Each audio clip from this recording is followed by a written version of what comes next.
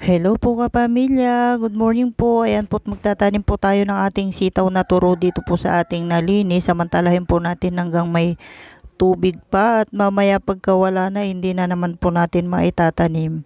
Ayan po kapamilya, sitaw na turo po yung itatanim natin dito kapamilya dito sa ating nilinis para kahit papano makapagtanim na po tayo ng ating mga pananim.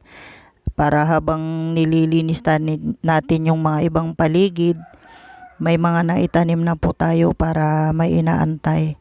Siguro mga 6 bed lang yung matatamnan natin kapamilya at hindi yung buong isang bed matatamnan dahil kung nakikita nyo may mga part na matubig pa. Pero madali lang yan, siguro itataas na lang natin pagka may mga nagsitubo na dyan. At yan naman mabilis lang din mawala yung tubig niyan. Kaya tatamnan na natin para mga ilang araw may mga nakatubo ng mga bunga ng ating itinatanim, yung mga buto na ating itinatanim. Kasi mabilis lang pong tumubo tong mga buto na ito. Siguro mga 3 to 4 days lang may mga tubo na dyan. Kung nakikita nyo may mga tubig-tubig pa dyan sa may part na malalim-lalim, din na natin lalagyan sa kanalang at madali naman magpatubo pagka nagsitubo na yan. Kaya ayan kapamilya, yung ating itinatanim sitaw na. Hello po kapamilya, eto po nandito tayo sa ating taniman ng talong at nagtatanggal tayo ng mga dahon ng ating talong. At eto namang mga dahon na to wala nang hindi na nakakatulong dito sa ating pananim, kaya dapat tanggalan na natin ang dahon. At kung nakikita nyo nga tinitiran lang din ng insekto, kinakain nila yung mga dahon-dahon niya, kaya tanggalin na natin yan para mag-aliwalas yung ilalim ng ating pananim. Ayan kapamilya, yung ating talong at tinatanggalan muna natin ng dahon.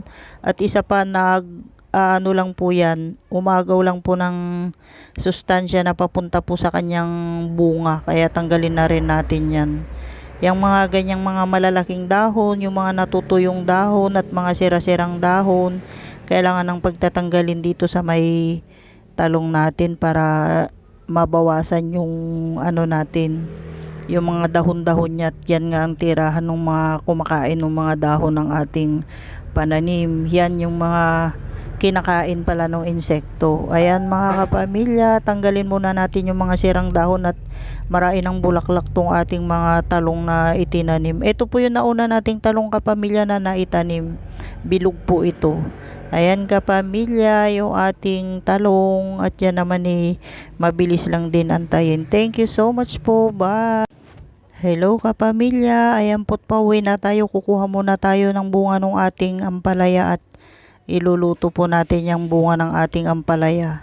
Yan naman pwede nang igisa yan kahit ilang piraso lang at haluan lang natin yan ng itlog kapamilya. At syempre nandito na rin lang naman tayo, kukuha na rin tayo ng bunga ng ating sitaw na turo. Kasi may mga ilan-ilang piraso ng bunga yung ating sitaw na turo, kaya kukunin na natin yung mga bunga niya. Ayan kapamilya, yung ating sitaw na turo at kukunin na natin yung mga ibang bunga. Dito sa mga part ng ilalim hindi natin nakikita yung mga bunga niya, pero may mga pailan-ilan na siyang bunga. Pangahalo na natin dito sa ating patola at namitas din tayo ng patola natin. Kaya ayan yung ating sitaw kapamilya, hahaluan po natin yan ng patola.